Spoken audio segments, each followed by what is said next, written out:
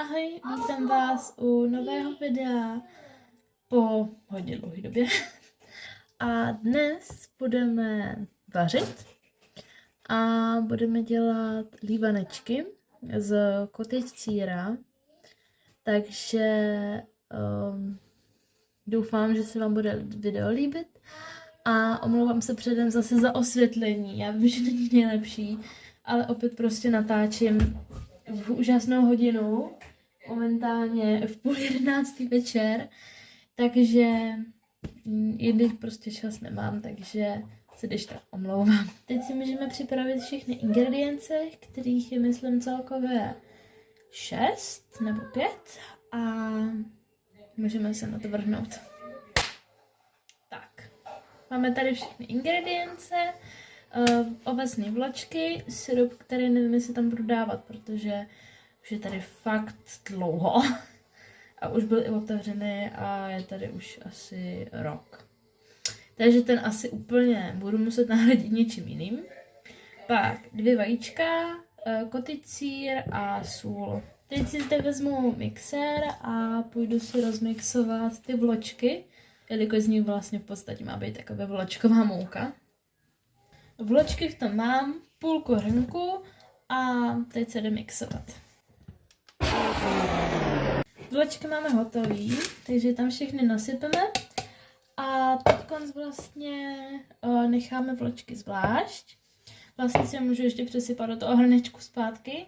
A teď do tady ty misky dám vajíčka, cottage, dám tam ještě, 2 vajíčka, cottage, ten syrup. Ten syrup tam dávat nebudu, protože bohužel už moc není dobrý. Takže místo toho dám třeba, jakoby, řekněme, hnědý cukr. Aby to bylo trošičku sladčí, takže vy si tam dejte ten syrup, pokud by bylo možno. Takže ten syrup bude asi dobrá volba, ale bohužel ho nemám. A teď je čas to všechno zamíchat.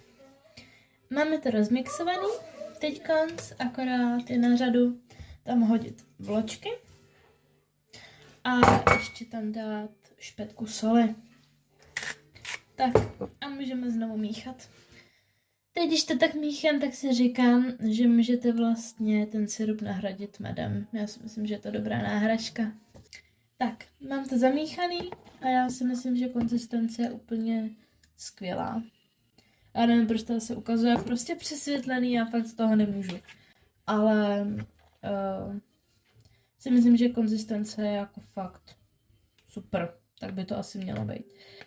Tak, momentálně teď jsem si dala hřát lívanečník a ono se potom má dávat máslo, ale muselo by se rozehřát a já ho teď nechci momentálně rozehřívat, protože to ani neumím odhadnout, kolik bych ho tam měla dát. Takže jestli si chcete tam dát máslo, dejte si tam máslo.